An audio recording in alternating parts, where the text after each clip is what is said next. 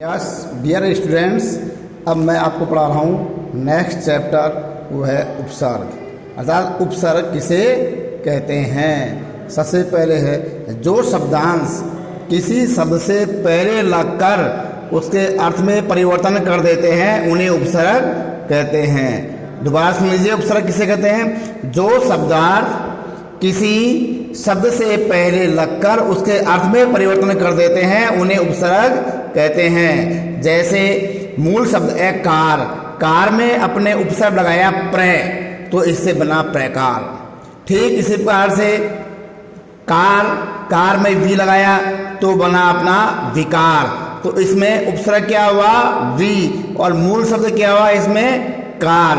अब प्रश्न यह आता है कि प्रकार में उपसर्ग और मूल शब्द को अलग कीजिए।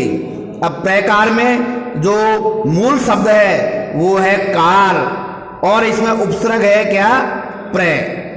दोनों प्रकार से मैंने आपको बता दिया कि प्रकार शब्द है तो प्रकार एक शब्द है, इसमें उपसर्ग और मूल शब्द को अलग कीजिए। तो प्रकार का मूल शब्द है कार और उपसर्ग है इसमें प्र। एक तरीके से यह होगा। दूसरी तरीके से क्या है प्रकार, अर्थात प्रकार में कौन सा उपसर्ग हुआ और शब्द लिखा है अपना प्र प्लस कार, इसमें उपसर्ग प्र प्लस कार, तो इसको एक शब्द में लिखिए तो प्रकार। अर्थात इसका अर्थ क्या होगा, प्रकार माने भेद और तरह है। अर्थात मैं तो आपको इसी प्रकार दूंगा कि प्रकार शब्द में उपसर्ग और मूल प्रत्यय को अलग कीजिए, तो आपको अलग करना है। ठीक उसी प्रकार से विकार में, ठीक उसी प्रकार से अपकार, अपकार में आपको उपसर्ग और मूल प्रत्यय को अलग करना है। शब्द है अपकार। अपकार में जो मूल शब्द है वो कार है, और इसमें जो अपना उपसर्ग लगा वो है अप इसमें उपसर्ग है। ठीक उसी प्रकार से ये जो है आपके उपसर्ग हुए।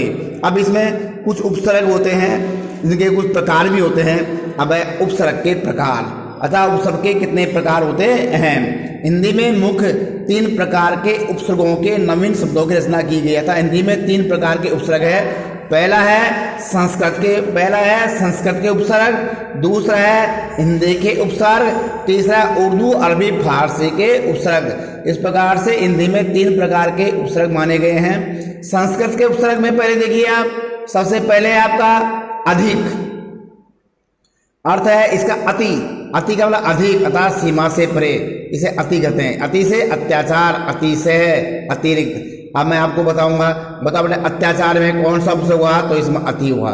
ठीक इसी प्रकार से अनु, अनु उपसर्ग है। अनु मतलब पीछे छोटा है, समानता होता है। अनु अर्थात शासन शब्द है, मूल शब्द है इसका शासन। मूल शब्द क्या है शासन, तो शासन में अपने कौन सा उपसर्ग लगाया, अनु लगाया, तो शासन में अनु उपसर्ग लगाने पर अपना जो शब्द बना वो बना अनुशासन।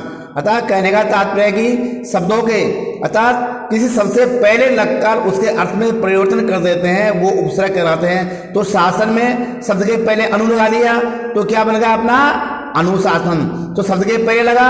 यही मैं आपको समझाना चाह रहा था। अब है दूसरा है अपयश, यश, तो शब्द है मूल यश, तो यश में क्या लगाया अपने अप लगा दिया, अपयश हो गया, अर्थात बुराइया विरुद्ध हो गया। अब यश तो कीर्ति होती है, अच्छा होता है, लेकिन आगे अप लगा दिया तो मूल शब्द में उपसर्ग लगाया, अर्थात जिन शब्दों के आगे एक दूसरा शब्द लगाने पर उसके वाक्य में परिवर्तन आया, उसके शब्द में परिवर्तन आया, तो शब्द बना यश से अप लगाने पर बना अपयश, अर्थात बहुत ही बुरा। और यश माने कीर्ति, अच्छा यश शब्द था, अप लगा दिया तो उसके जो शब्द में परिवर्तन आया, तो परिवर्तन जब आता है उसे हम उपसर्ग कहते हैं। अब मैंने आपको उपसर्ग की परिभाषा आपसे बता दी, मैंने आपको उपसर्ग के प्रकारों के बारे में बता दिया। यह संस्कृत के उपसर्ग है। नेक्स्ट इसी प्रकार से आपके कुछ शब्द हिंदी के उपसर्ग है। जैसे शब्द है आपका अभाव, तो भाव इसका मूल शब्द था, भाव इसका मूल शब्द भाव, लेकिन भाव में ए लग गया अतः अभाव, तो शब्द में परिवर्तन आ गया। क्यों, भाव तो अच्छा होता है और लेकिन ए लग गया तो उसका विपरीत हो गया, तो क्या बना इसे अभाव।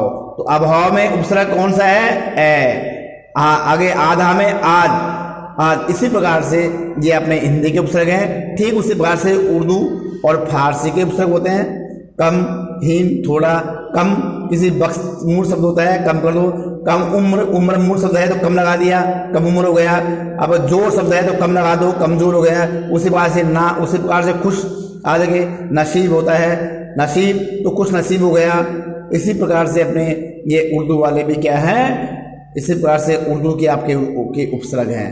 अब इसके प्रश्नोत्तरों में आप आएंगे तो उपसर्ग तो आपको बताया गया उपसर्ग किसे कहते हैं, उदाहरण से बताओ। उपसर्ग की परिभाषा बता दी मैंने आपको, उपसर्ग के कितने प्रकार है ये भी आपको बता दिया, और इन शब्दों के उपसर्ग लिखो, अर्थात आपको उपसर्ग उनके लिखने हैं। इस प्रकार का जो वर्क है अभी मैं आपको, इनका जो होमवर्क है मैं आपको भेज रहा हूँ। तो मैंने आपको आज उपसर्ग के बारे में बताया है, उसके बारे में पढ़ा है। इस चैप्टर को आप एक बार अपनी ग्रामर की बुक में से एक बार आप पढ़ लीजिएगा, और आप जो होमवर्क मैं आपको भेज रहा हूँ वो अपनी कॉपी में कर लीजिए।